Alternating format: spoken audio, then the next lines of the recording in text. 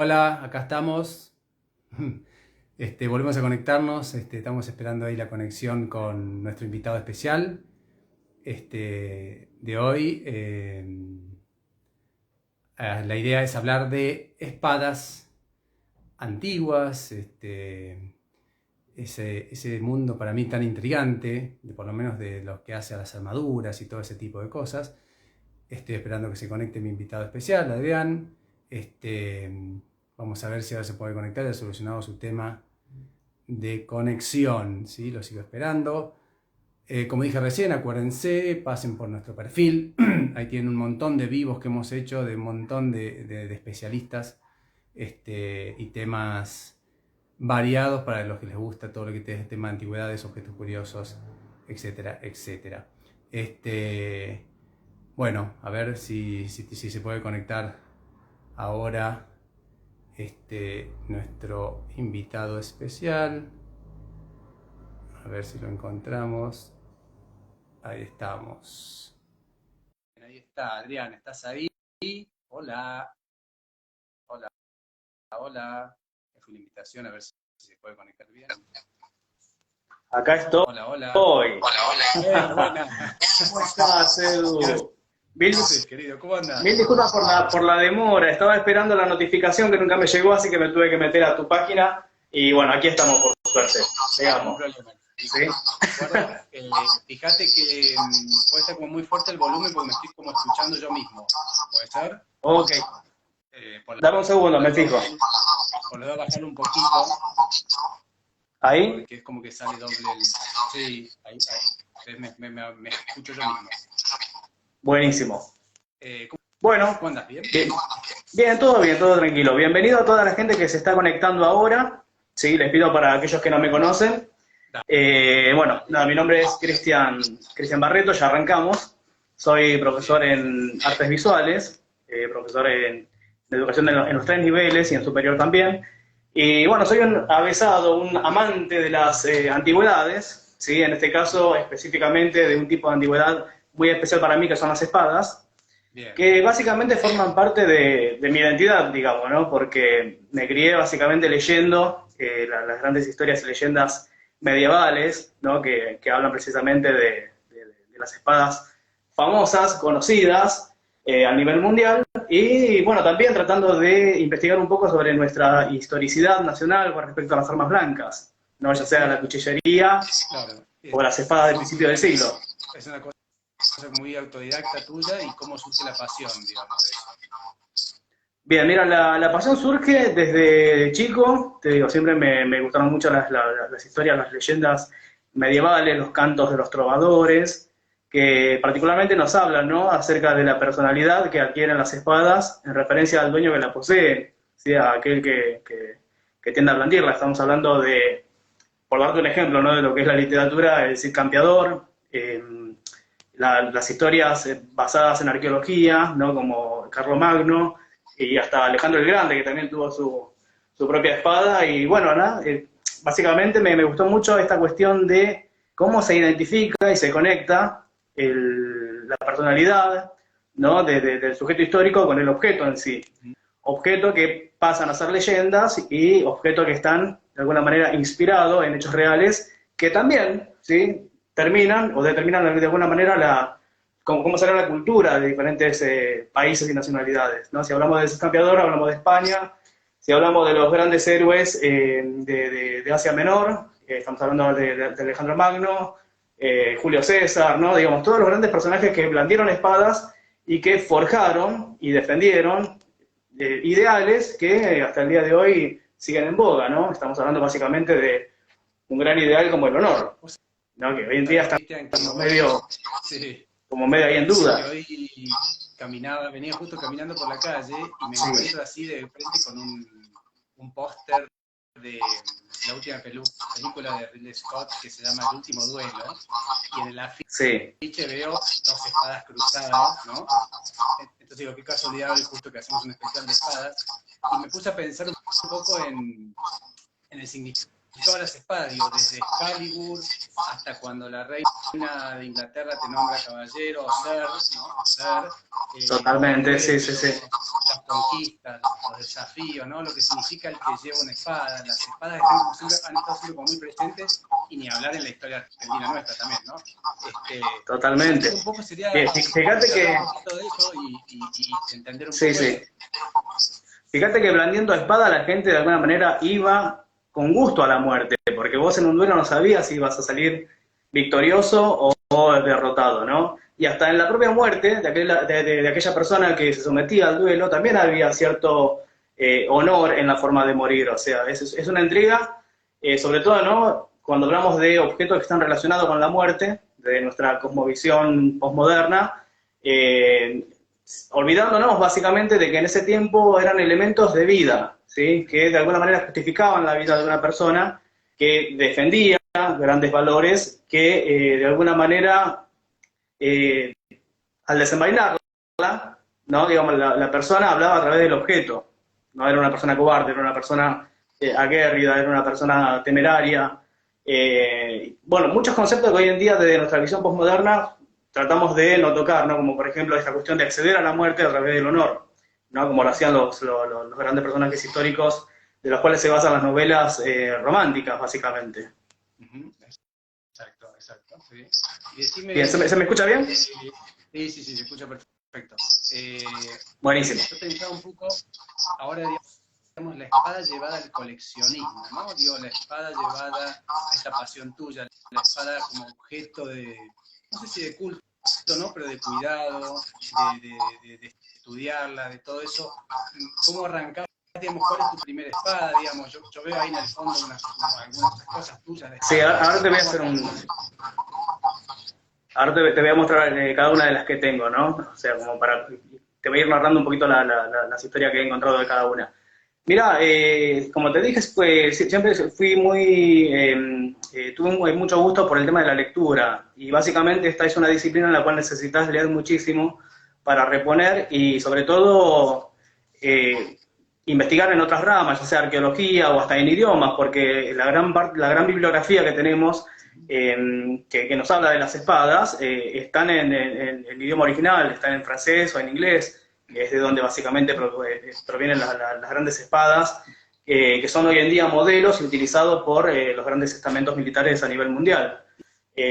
Por darte un ejemplo, también me tuve que meter un poco a investigar la metalurgia, que básicamente acompaña a la historia de la espada, ¿no? Cuando hablamos de espada también estamos hablando de técnicas, de tecnologías, que de alguna manera, bueno, te metes en un terreno donde vos mucho no conocés, tocás de oído, pero que gustosamente accedes porque entendés que tiene un propósito, ¿no? Que es anexarlo a todo este conocimiento que básicamente te dan esta cuestión del coleccionismo. No, digamos, nos metemos en un poquito, por lo sabrás, nos metemos en un poquito en ambiente donde por ahí tocamos de oído, pero se aprende y es muy rico, sinceramente. Hay que tener muchas ganas de leer, hay que tener muchas ganas de aprender, y sobre todas las cosas, bueno, tener un poco de tiempo también, ¿no? Y paciencia. Te hago dos consultas muy puntuales, por lo menos para quienes estamos iniciándonos en el tema espada. Yo por eso decía al principio que uno no sé particularmente tanto de eso. Básicamente, te hago dos. ¿Qué significa espada? O sea, ¿cómo surge el nombre espada, ¿no? Por lo menos en la adaptación nuestra. ¿Qué significa? Y brevemente, ¿cómo es la evolución de los materiales de la espada? Bien, mira, si hablamos de cuestiones evolutivas respecto a lo que son las espadas, estamos hablando de ejemplos de espadas medievales. Por lo general nosotros tenemos una historicidad muy conectada a lo que es Oriente, a lo que es, perdón, Occidente, y nos olvidamos de Oriente, que es donde verdaderamente se forjaron las espadas que llegaron hasta hoy en día. Te voy a mostrar, por ejemplo, una muy pequeñita, que está hecho con un tipo de acero que es un acero inoxidable. Es una pequeña espada que ha sido utilizada como abrecartas, ¿sí? A principios del siglo XX, y que copia un poco la formología de lo que es una espada española, ¿no? Más a la cámara. ¿Cómo no?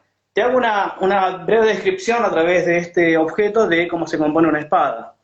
¿Sí? Una espada, cuando hablamos de espada, estamos hablando de elementos que tienen una hoja recta, ¿sí? Cuando entramos en el campo de un elemento que tiene una hoja curva, estamos hablando de sables. Las espadas por lo general y el sable también tienen en lo que es la composición de la empuñadura elementos en común. Estamos hablando de un guardamano. Hablamos del guardamano cuando observamos este sector superior del objeto, Sí. que está constituido por gavilanes, que forman la cruceta. ¿Sí? Los gavilanes son estos elementos que tienden a proteger la mano. Un guardamano, que en este caso tiene la forma de un estribo, ¿sí? Que protege la parte superior de la mano, y un agarre. ¿Sí? Este agarre por lo general se llama empuñadura, Sí. puño, ¿sí? Según quien de alguna manera se refiere a la espada, le va a poner diferentes tipos de terminología, ¿no? Técnica. Y un pomo, el pomo siempre es la parte que remata, ¿sí? La espada en su parte superior, que es lo que le da el balance, básicamente, ¿no? Digamos, este es un pequeño ejemplo de una espada de doble filo, ¿sí? Cuya hoja está compuesta por dos filos, y un ricazo. El ricazo es la parte superior de la espada que no tiene filo, ¿sí? Por lo general, ahí en este sector, el fabricante va a poner su firma, ¿sí? Su logotipo, y desde ahí vamos a darnos cuenta de dónde proviene. Esta, por ejemplo, viene del Banco Atlántico de España, ¿sí? De un banco español que la solicitó. Es una espada toledana. Recordemos que los tres grandes núcleos que fabricaron espadas a nivel mundial de muy buena calidad, una se encuentra en Toledo, España, la otra se encuentra en Saint-Étienne, en Francia, y Solinger, ¿no? Que es una de las más conocidas, que está en el centro norte de Alemania. ¿Sí? Ahí tenemos los tres grandes centros espaderos. Bien, vamos a hablar un poquito también de para qué se utilizaban las espadas, porque no todas las espadas estaban destinadas para lo que es la lucha. Muchas espadas estaban destinadas a lo que es la representación de mando, o el reflejo de algún tipo de valor. Ya hablemos de honor, de vida, de muerte, de victoria, ¿sí? Muchas de las espadas que te voy a mostrar ahora, o algunas, para no ser tan larga la explicación, tienen en su empuñadura relieves muy lindos que hacen referencia a la simbología que esconden estos elementos que están vinculados, como te dije hace un momento, más con la vida y la defensa de los valores que con la muerte en sí. Perfecto. Yo me acuerdo que cuando le hablé a mi pareja acerca de comprar espadas, como que no le gustó mucho la cuestión, porque me decía, no, son elementos que se relacionan con la muerte y a mí no me gusta. Pero en realidad yo le explicaba que es nuestra visión moderna, ¿no? Que dentro de lo que es así, dentro de lo que es en sí el objeto, podemos encontrar muchas cuestiones que están buenas, ¿no? Estamos hablando de valores. Yo trato de inculcarle eso a mis alumnos porque hoy en día nos olvidamos un poquito acerca de todo eso, ¿no? Parecemos un poco hasta anticuados, digamos, cuando hablamos de valores, de honor, del valor de la palabra, de la verdad. Pero bueno, digamos, se logra. Perfecto. Bien, dejo esto de lado. Okay. Te cuento que, mira, acá tengo un ejemplo. ¿Me debes Sí. el origen de qué significa lo de espada? Bien, espada es una terminología latina que viene de la espata, ¿sí? Es decir, de la espada que utilizaron los legionarios romanos, que luego hay adaptaciones, sobre todo los franceses, los normandos, que adaptan este tipo de espada que es como una especie de evolución de lo que era el antiguo gladius, ¿sí? ¿Escuchaste la palabra gladiador en algún momento? Sí. Bien, está la película. Bueno, el gladiador maneja, esgrima, ¿sí? Lo que sería el gladius. El gladius es una adaptación romana de lo que era la espada de Medio Oriente, de las espadas orientales, más precisamente de la región de Cartago. Allá por el 400 antes de Cristo, Roma invade el sector norte de África, ¿sí? Más específicamente Cartago, y de ahí toma este tipo de espada que, una anécdota que cuentan los historiadores, se dice que los romanos no esperaron a que se termine la guerra para adaptar esas armas, porque eran muy buenas. Así que lo que hicieron es fabricarlas directamente, copiando el modelo original de espada, y la utilizaron, digamos, en contra del enemigo, que fue el verdadero creador de ese objeto, de ese elemento. Son espadas antiquísimas, son espadas de las cuales muy pocas han llegado hasta nuestros días, porque cuando hablamos de espada también estamos hablando de técnicas, y en ese tiempo las técnicas de elaboración no eran muy buenas. Hay un acero muy bueno, excelente, en lo que es espadas antiguas, que es el acero que toma el nombre de la ciudad de donde viene, el acero damasquino. No sé si lo habrás escuchado alguna vez. Sí. el acero de Damasco, ¿sí? Que hace referencia a una de las primeras técnicas de... Sí, totalmente, totalmente. Bueno, viste que es un tipo de acero que es licuado. Muchos creemos que el acero licuado, el acero fundido, nace en la Revolución Industrial allá en Inglaterra por el 1750, pero en realidad no, los orientales, más precisamente en lo que es la región de Medio Oriente y Asia Central, ya fabricaban ese tipo de acero. Era un acero que tenía muy buena calidad porque en su composición química el hierro estaba libre de impurezas, libre de lo que llamamos escoria, ¿sí? Y con una adhesión bastante grande de moléculas de carbono, que se adherían al material gracias a la introducción del carbón mineral, básicamente, ¿no? Y el acero damasquino, ¿sí? Mira, acá te muestro un ejemplo de acero de Damasco, acero damasceno, tienen muchas terminologías similares, que es un cuchillo sumamente hermoso. Este es un cuchillo fabricado en lo que es la India, ¿sí? Es un cuchillo relativamente antiguo, ¿sí? Podemos encontrar copias modernas hoy en día en el mercado. Tiene un trabajo de decoración en plata, ¿sí? Es un ejemplo muy bueno de lo que se podía fabricar, ¿no? Gracias a al manejo de una tecnología que hoy en día la vemos como anticuada, pero aún así mirá la calidad del trabajo de herrería, que hasta el día de hoy llega casi de manera intacta. Bien, te contaba que una de las características del acero damasquino, del damasquinado, es una serie de patrón o relieve, que no sé si se logra ver ahí. La hoja en sí tiene una serie de patrones. Claro, tiene como distintos colores, tiene diferentes patrones, a ver si lo acerco un poquito más, ahí tenemos la marca, y esos patrones, sí, es lo que a mí me dice que esto es un acero hecho con la técnica del damasquino, ¿sí? Acero de Damasco. Muy buenas espadas del periodo medieval llegaron a nuestra era gracias a esta calidad de acero. Encontramos también muchas espadas europeas de ese periodo, pero que han llegado bastante derruidas, ¿no? Precisamente por la calidad del acero europeo, que era un acero que se fabricaba gracias al carbón mineral, a través del golpe del martillo en la forja, una técnica bastante anticuada que no permitía la liberación del hierro en su calidad total, y bueno, ¿no? Como resultado teníamos un acero de menor calidad, que gracias a la cantidad de escoria, de material impuro que tenía ese hierro en sí, las volvía quebradizas. Por eso muy pocas han llegado hasta nuestra era sin algún tipo de mella, ¿no?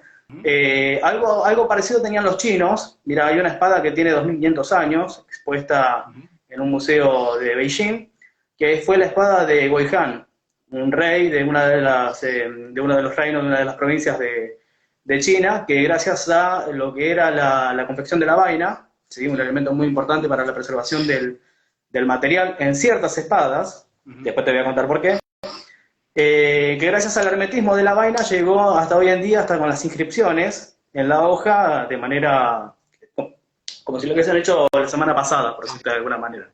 ¿No? Digamos, la tecnología va de mano de lo que es, el nivel de tecnología va de la mano de lo que es la calidad del acero en sí.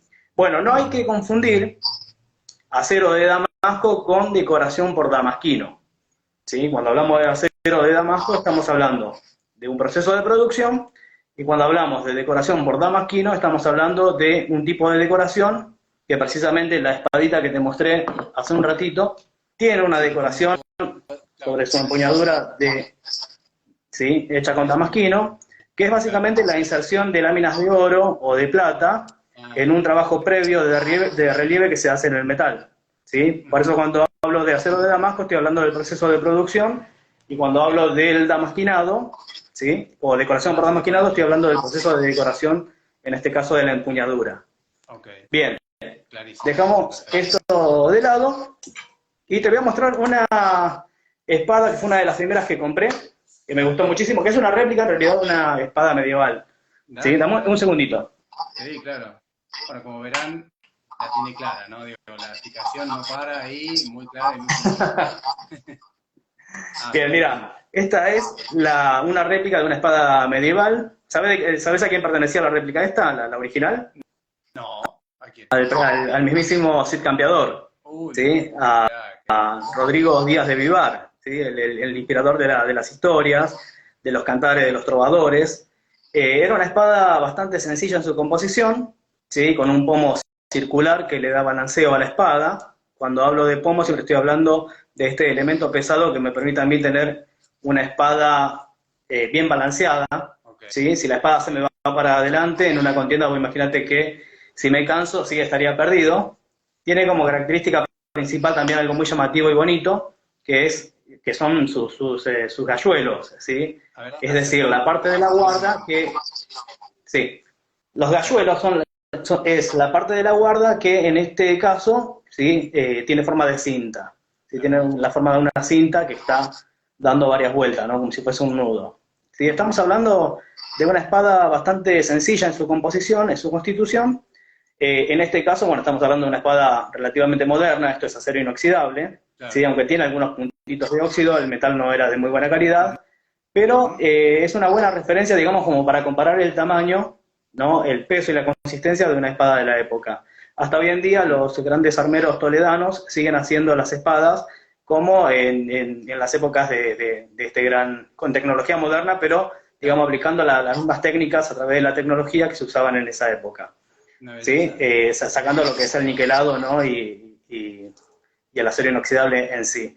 Es una espada muy linda en su constitución, tiene también un agarre firme, gracias a estas pequeñas acanaladuras metálicas, Sí. ¿sí? Que son como unas cadenitas, muy parecida a la que usaban en la cota de malla los caballeros. Claro. ¿Sí? El guardamano es bastante estilizado, bastante estético. ¿Sí? Cuando hablo de guardamano, vuelvo a repetirte que es todo este sector que me protege a mí la mano. Y los galluelos acá no toman forma de gavilanes, no son dos, ¿sí? ¿No? Que es más bien toda una estructura que da vuelta en sí sobre la misma empuñadura, ¿no? Acá tenemos los gavilanes, Sí. que están en punta y que también sirven como elemento defensivo en caso de que la hoja se rompiera en batalla, ¿sí? La mayoría de las espadas que yo he visto tienen, como podés ver, una marca al ácido, que a veces es decorativa, pero que en su momento cumplió la función de identificación, digamos, ¿no? Los sables actuales, los sables modernos, tienen en su, en su relieve al ácido, inscripciones que hacen referencia a la lucha del por qué blandir una espada. Muchos dicen orden, victoria, patria. Tenemos muchas espadas acá en el ejército de nuestra nación que dice sean eternos los laureles, ¿no? Digamos, haciendo referencia a los códigos caballerescos, básicamente, ya sean modernos o antiguos. Cuando hablo de términos caballerescos, cuando hablo de códigos caballerescos, hablo de ciertas premisas que tenía que tener una persona, sobre todo en el medioevo, para blandir una espada. La primera condición ante una contienda era que la punta de la espada nunca tocara el suelo, ¿sí? Porque eso era sinónimo de un mal presagio. La segunda era besar la cruceta de la espada, ¿sí? Es decir, el sector donde, ¿sí?, se me arma la cruz, que hace referencia, ¿no?, digamos, a la cruz cristiana. Muchas de estas espadas, en la Edad Media, en la parte central de la cruceta, tenían adherido algún tipo de elemento ritual o elemento ritualista, más referido a lo que es la cuestión sacra, ¿no? Estamos hablando de algún tipo de reliquia, ya sea el hueso de alguno de los dedos de un santo. Claro, como un relicario, totalmente. Así que era norma en esa época besar la cruceta para adquirir buena suerte y para que tu alma se fuera en el caso del cristianismo, con Dios, digamos, ¿no?, en caso de perder la contienda. Nunca se debía envainar por una causa justa y nunca se debía envainar si no tenía honor, ¿no?, decían los grandes caballeros. No, ahí estamos hablando de que este elemento, para mí es el elemento antiguo por excelencia, porque gracias a ello podemos de alguna manera, antes de que existieran las leyes, ¿no?, crear ciertos tipos de código que nos permitían vivir y tener un propósito para la vida. En este caso era vivir por honor, básicamente, ¿no? Digamos, la espada siempre estuvo dentro y en el centro del corazón de los códigos caballerescos de la época. Si te cito alguna otra espada conocida, podría citarte a la conocida como Jojoya, que en realidad es joyosa, ¿sí?, que fue la espada de Carlomagno, una de las espadas preferidas de Carlomagno, ¿no? La que se decía que en los cantares de Roldán, que era la que cambiaba 30 veces de color durante el día, ¿no? Según la incidencia del sol. Entre otras espadas, Carlomagno tuvo también entre sus preferidas, tuvo varias, ¿no? La flamígera, que era aquella la que podía con su filo cortar el fuego, también dándole una connotación sacra, ¿no? Digamos. Claro, Después tenemos otra espada que le regaló a su sobrino Roldán, de cual los trovadores, ¿no? Bautizan sus cantos, los cantos de Roldán, que se llamaba Durandal o Durandel, según, ¿no? La terminología que utilicemos. Hay una espada o una región en la Tierra Media del Señor de los Anillos, para un poquito más actual, que habla de la tierra de Durandal o algo por el estilo. sí. Para los más chicos, totalmente, sí, sí. ¿No? Digamos, son terminologías modernas que uno las cree hollywoodense, pero que en realidad tienen una base científica y arqueológica verdadera.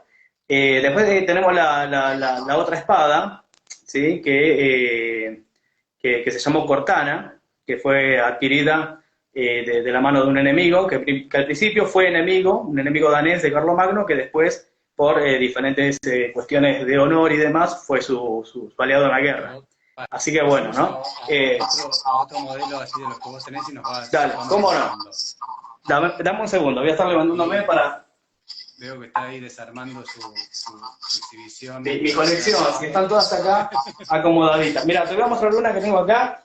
Dale, muy interesante. Realmente a quienes gustan las espadas y el coleccionismo nos está dando una clase. Prometo que la próxima vez me compro el palito selfie, que Gaby ya me estuvo diciendo que me tengo que comprar para... Pues lo tengo ahí, viste, quietito al celu. Bueno, mira, este es un sable del tipo sable blucher, ¿sí? O sable a la blucher, que es un sable que es bastante sencilla en su constitución, ¿sí? Como vos podés ver, como ustedes pueden ver, tiene un guardamano bastante sencillo, simple, de un acero liso por dentro, pero que en su pomo tiene el característico león prusiano, ¿sí? De ahí viene su nombre de espada prusiana o espada a la blucher, ¿sí? En este caso no estamos hablando de una espada utilitaria, ¿sí? Actualmente estamos hablando básicamente de una espada de presentación, es decir, una espada de parada, que hoy en día lo tienen los grandes alto mando de lo que serían el estamento militar, ¿no? Estamos hablando de suboficiales y oficiales, ¿sí? Es un arma que representa, digamos, el poder de mando. De imagen, estatus y poder, digamos. Totalmente, imagen, estatus y poder, ¿sí? Y acá podemos ver, ¿sí? Muy bien como lo acabas de decir, acá podemos ver que en lo que sería el guardamano de la espada, podemos encontrar estos elementos simbólicos que le dan poder a esta espada, ¿no? Estamos hablando de las hojas de acanto y las hojas de laurel, que simbolizan la inmortalidad y la victoria, el león prusiano, que es símbolo de la fuerza, ¿sí? De la dominación de la razón por sobre la naturaleza, y en los gavilanes, ¿sí? Acá tenemos un galluelo que tiene la forma también de una hoja de acanto enrolladita, ¿no? Que es básicamente el símbolo que nos refiere a lo que es la inmortalidad, ¿no? O al morir a través del honor. Digamos que en el honor encontramos la muerte y al mismo tiempo encontramos la inmortalidad dentro de lo que es la muerte en sí. Si hablamos de lo que es la... Sí. Como la pieza en sí, sea la espada que sea, está envuelta en toda una mística de honor, de desafío, de... Totalmente. Ya me lo hace ver distinto, o sea, ya mirar una espada ya la miro distinto a partir de hoy, te digo, porque la verdad es que uno ha aprendido...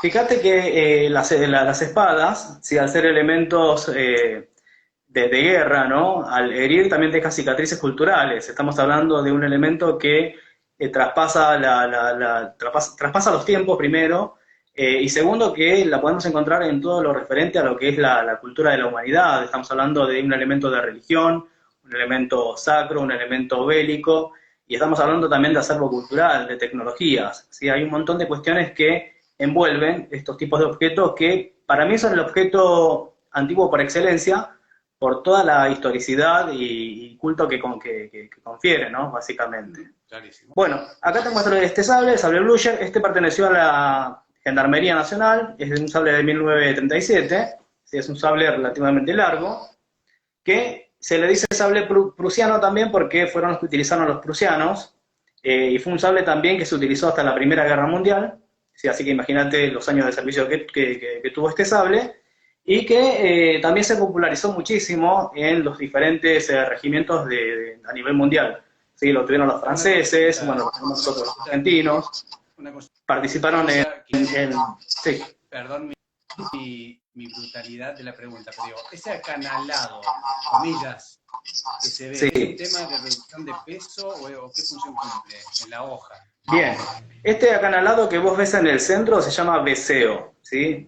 El veceo está hecho para quitarle peso a la hoja y hacerla más liviana al momento del balance, ¿sí? Al momento de la esgrima. Estamos hablando de un sable de caballería, que tenía que ser de alguna manera simple, sencillo y liviano, su hoja dura, pero al mismo tiempo elástica, flexible, para poder blandirla arriba de un caballo sin caerse, digamos, básicamente del caballo y poder herir al enemigo, ¿no? O sea, fíjate que la técnica que utilizaban los prusianos era la siguiente: enlazar, subir la espada, blandirla hacia el aire, dar una vuelta, ¿sí? A modo de un círculo imaginario arriba del caballo, todo esto sostenido en la carrera, para terminar en un golpe que era tangente y que hería de manera grave, digamos, al oponente, al enemigo.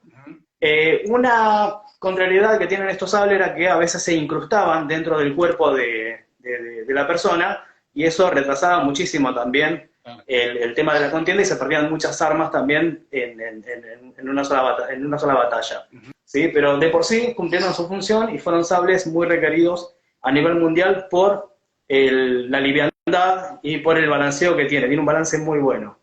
Que eso es un dato bastante a tener en cuenta al momento de seleccionar una espada, porque a través del balanceo yo me puedo dar cuenta de que si me están vendiendo una espada que es imitación, ¿sí? Trucha, por decirlo vulgarmente, o es una espada real, es una espada utilitaria verdadera, digamos, ¿no? A través del balanceo. Yo la tengo que sostener, tiene que tener, ¿sí?, el balanceo de una pluma, no se me tiene que ir ni para adelante ni para atrás, porque están confeccionadas, ¿sí?, precisamente para proteger la vida de una persona. Por eso sí o sí tienen que estar calculado en toda su composición, ¿sí? Por eso me doy cuenta de que si es una espada verdadera o es una espada de imitación a través del tema del balanceo. Bueno, salvo que compre una en Toledo o en Saint-Étienne que sea decorativa, pero es una espada verdadera en sí. En esta clase magistral que nos estás dando, que va a quedar en nuestra colección de vivos y va a estar arrobada a tu cuenta, así que creo que varios te pueden consultar directamente. Genio, buenísimo. Sí, sí, sí. No te olvides de seguirme en Word-honor, sí, que es mi página de Instagram. Bueno, mira, te voy a mostrar una de mis espadas preferidas que, saliendo de lo que es la parte militar, ¿sí?, vamos a hablar también un poquito de las espadas que se utilizaban para la esgrima, para lo que es el aprender a maniobrar una espada, a manejar una espada, a blandirla, ¿no? Estamos hablando de un deporte que es la esgrima, que hasta el día de hoy se forma parte de los Juegos Olímpicos, ¿no? Pero bueno, vamos a hablar de una espada bastante antigua. Esta es una espada de 1000... Dale, por favor. Acá tengo mi asistente, así que me va a dar una mano. Bien. Es una espada de aproximadamente 1850, ¿sí? Y es una espada bastante bonita, mirá, es una espada bastante larga, bastante, ¿sí?, angosta también, que termina, como podés ver, en un punto, en un botón, totalmente, que está básicamente hecho para lo que es el deporte de la esgrima. Tiene una especie de correa o de soga que recorre todo lo que es toda la parte de la empuñadura, y que me permite a mí la buena sujeción, ¿sí? Parte importante en la confección de una espada, que el agarre sea firme. Tiene un pomo niquelado, ¿sí?, que le da bastante, hasta el día de hoy, bastante ligereza, y tiene unos galluelos, que en este caso está conformado por un aro bilopulado y un botón acá, un tornillito, ¿sí?, que me permite a mí ajustar el galluelo, ¿sí?, al nivel en que yo lo precise. Esta espada proviene de Francia, ¿sí? Uno de los principales centros espaderos se encuentra en Klingenthal, o en Klingenthal, ¿sí?, según quien entienda el francés, si yo lo digo en criollo, ¿no?, que es la región de Alsacia, allá en Francia, y que fue una fábrica, digamos, que formó parte de una familia que allá por 1938 compra las forjas de elementos reales, y se empiezan a especializar más en lo que es la producción de hojas de espada. Una empresa sumamente importante porque de Klingenthal salieron muchísimas espadas, o mejor dicho, muchísimas hojas para confeccionar espada que viajaron a los Estados Unidos para participar luego en lo que era la famosa Guerra Civil Norteamericana. Bien, para hacer un paralelismo histórico, fíjate que en ese tiempo estaba en nuestro gobierno Juan Manuel de Rosas, o sea, son espadas bastante antiquísimas. La fábrica de Klingenthal cerró recién en 1962, casi 100 años de producción de espada de alta calidad, que hoy en día se encuentra en el mercado y que uno se puede dar cuenta de que es una espada real, de que es una espada de ese tiempo, de ese periodo, de esa región de Francia, gracias a las marcas, ¿sí? Muy importante tener en cuenta al momento de comprar una espada, que son las marcas.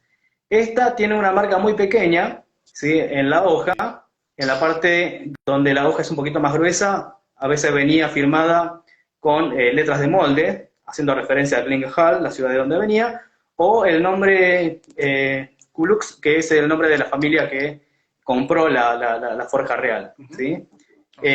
O vamos a encontrar también un tipo de marcaje bastante especial, que es una pequeña coronita, que voy a tratar de acercar, no sé si la podés ver ahí, a ver, donde yo voy a poner mi dedo, ahí. Hay una pequeña coronita. Ahí se ve una cosa muy chiquitita, sí, puede ser. Bien. Sí. Ahí está, mirá, ahí está la marquita. Ahí está. Sí. Bien, esa es una coronita bastante marcada, ¿no? Es una de las que sobrevivió porque en la parte del otro extremo de lo que sería el logo también poseía otra espadita que armaba una composición bastante bonita. Pero bueno, esto se desgastó con el tema del tiempo y la pátina que tiene, que yo por lo general no tiendo a limpiarlas del todo, no me permite ver bien lo que está escrito por debajo. Pero percibo algunas letras que forman la palabra Klingenthal, que es la parte de Alsacia de donde viene, digamos, ¿no? El nombre de la ciudad, básicamente. Es una espada de esgrima muy bonita, muy utilizada y muy de moda en su tiempo, y recordemos que el arte de la esgrima hasta el día de hoy es un deporte de élite y que a la persona le brinda cierto estatus también, ¿no? Sí. Es una espada que hasta ha inspirado pinturas. Mira, acá te muestro una pintura muy bonita, es la lámina de una pintura, obviamente, ¿no? De Gaudí, que fue un pintor italiano. Esta pintura es de 1887, ¿sí? Es una pintura que fue confeccionada en Francia, y fíjate que el muchachito que blande la espada tiene una espada, ¿sí? Similar a la que yo tengo aquí en la colección. Sí, básicamente lo que llamó la atención de esta pintura no fue el aditamento, ¿no? La espada en sí, sino más bien la mirada desafiante que adquiere el chico, ¿no? Al momento de mirar al observador.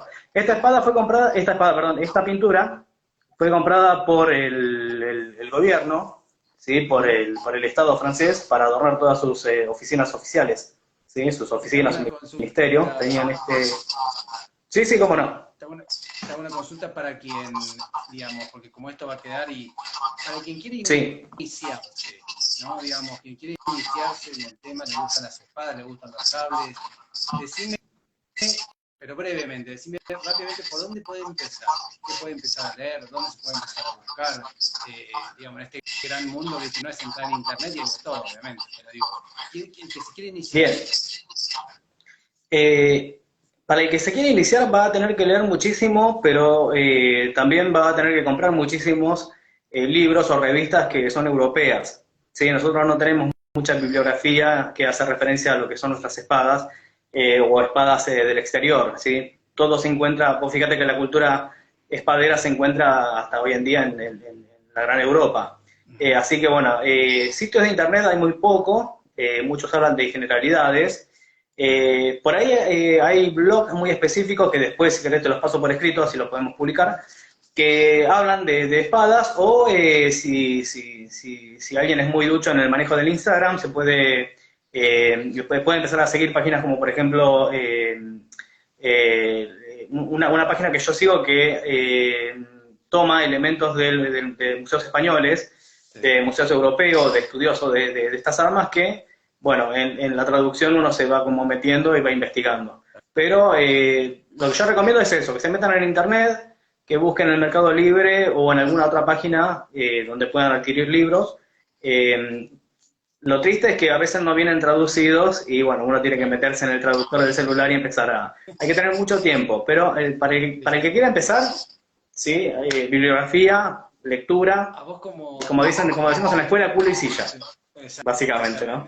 Además, bueno, como dije recién, como este vivo queda, va a estar tu cuenta, así que te pueden contactar directamente. Te hago una consulta, Buenísimo. a vos como coleccionista, Sí. ¿qué espada decís, o para los coleccionistas, cuál espada son, decís, esto es como el santo grial, que a mí me gustaría tener esto en mi colección? ¿Vengazo? Bien, mira, para mí nuestra espada, para mí la espada primordial de aquí de Argentina es el famoso, que te voy a mostrar ahora, el famoso sable gallo, ¿sí? Que es este sable que vamos a ver acá, que yo creo que es el sable por excelencia de nuestra patria. ¿Por qué? Porque también tiene su devenir histórico, al igual que la propia historia argentina, ¿sí? Primero fue mal bautizado, ¿no? Hablamos de sable cuando en realidad es una espada.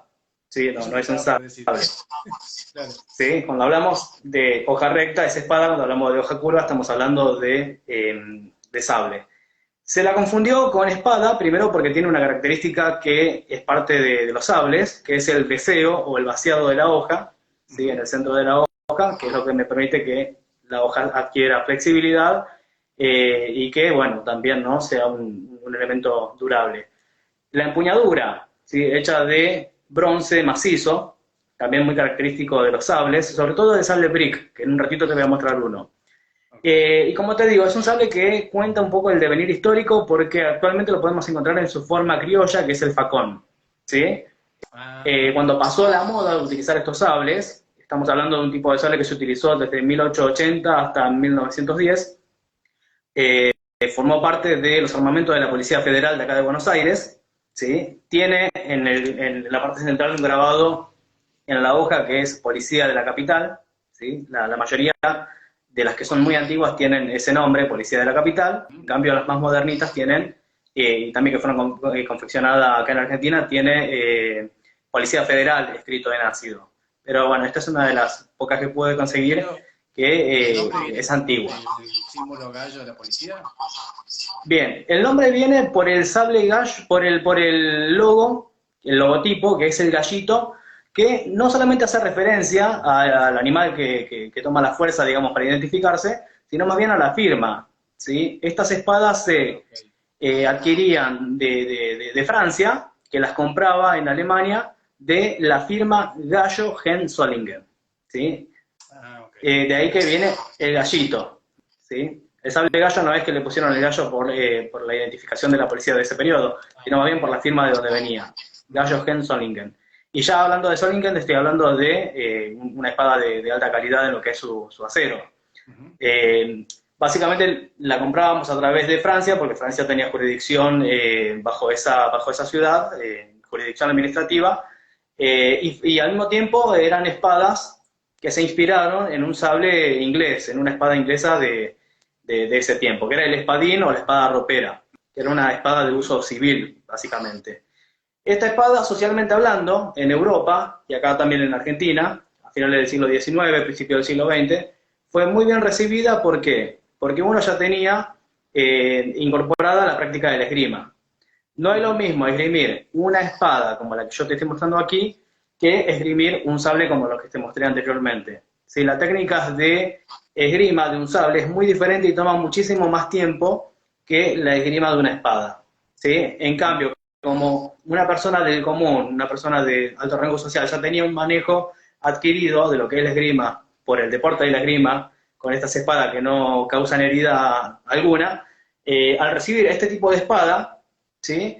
En la fuerza eran bien recibidas porque precisamente uno no tenía que hacer cursos de años para poder aprender a adquirirla, ¿no? Y es una espada relativamente pequeña, es una espada flexible, muy flexible en su hoja, y se la fabricó flexible porque ya cuando hablamos de principios del siglo XX, finales de 1800, estamos hablando de también, ¿no? De que cuando uno se enfrentaba con un enemigo, no muchas veces venía vestido con ropajes suntuosos, gruesos, como sucedía en el periodo del barroco, por ejemplo, ¿no? Donde las personas venían ataviadas.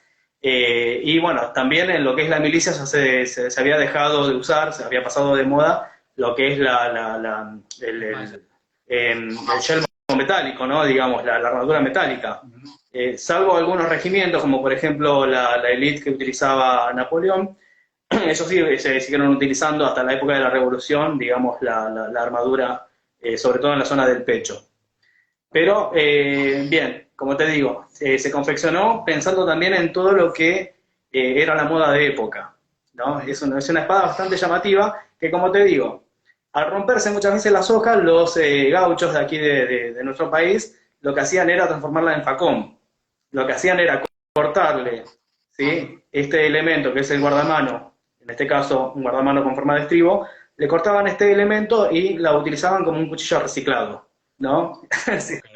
Digamos, muy típico de nosotros de reciclar todo lo que pasa de moda y le damos un nuevo uso. Y como te digo, forma parte de nuestra identidad argentina. Para mí tiene que ser declarado como elemento de interés cultural. Porque, bueno, lo vamos a encontrar mucho en sus formas de facón, ¿sí? En cuchillo de cocina, en cuchillo de asado, básicamente. Bien, lo que le hacían a los gauchos era reciclar la parte más corta de la hoja larga que se rompía, le cambiaban la empuñadura por un cabo, como el que podés ver acá, hecho con hueso, ¿sí?, con alguna madera dura, y la volvían a reutilizar, ¿sí? Básicamente, a mí me encanta siempre ese tipo de historia porque, bueno, nos habla un poco también de cómo somos nosotros y no cómo pasamos de ser potencia en algún momento, de adquirir estas espadas de grandes potencias como Inglaterra o Francia, y bueno, terminar hoy en día, ¿no?, como un cuchillo de mesa, básicamente. Y ahora es como que bajamos de escalafón y nos habla un poquito de nuestro devenir histórico. Bueno, pero bueno, esta es una espada que se puede conseguir fácilmente en el mercado. Es una espada muy linda, es una espada muy graciosa, es una espada de un solo filo, tiene un filo a contracaña, y tiene un lomo, ¿sí?, bastante angosto, donde a veces también viene firmado, digamos, por la empresa que la construyó, ¿sí? Estoy hablando de un sable para el que quiera coleccionar de fácil acceso. Claro. Después tenemos otro tipo de sable, perdón, estoy hablando de espada, no de sable, que es el sable brick, que te voy a mostrar yo ahora, que es el sable para mí por excelencia, digamos, dentro de lo que son las armas blancas. Bueno, seguimos en la clase que nos está dando ya hace bastante. Mira, acá está. Bien, este es un sable brick original, ¿sí?, de la época de Napoleón. Sí, estamos hablando de finales de 1700, principios de 1800. Es un sable que tuvo prácticamente en servicio durante 300 años. Acá en Sudamérica lo vamos a encontrar en Uruguay, Chile, en Colombia, ¿sí? Chile lo adoptó en su famosa Guerra del Pacífico, allá en la contienda que tuvo contra Bolivia, ¿no?, donde Bolivia pierde, y pierde también el acceso al mar, la coalición Bolivia-Peruana.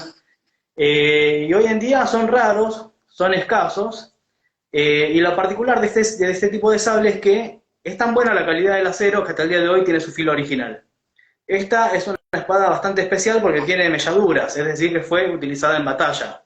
¿Sí? Eso le da también otro valor, ¿no? Y según como uno investigue y observe las melladuras, según la forma y el corte de ellas, me va a decir a mí, o me va a dar una pista de quién ganó esta contienda, ¿no? Digamos, porque las melladuras empiezan desde la parte, desde aquí abajo, hasta la punta, es decir, que la persona que la blandió fue llevando a su contrincante en la lucha, desde el comienzo, probándolo, hasta terminar en la punta. Lo más probable es que haya terminado este personaje ganando la contienda, básicamente.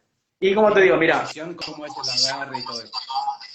Bien, es un sable, como te dije, muy parecido a lo que es el sable gallo. Por eso la espada gallo adquiere el nombre de sable, ¿no? Digamos, por la comparación y el parecido que tiene en su composición anatómica al brick europeo.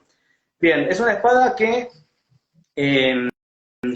fue muy, te cuento una nota de color, fue muy preferida por parte de Napoleón Bonaparte. Es una espada que viene de su derivado de lo que son los alfanjes o las cimitarras, que tienen un origen más bien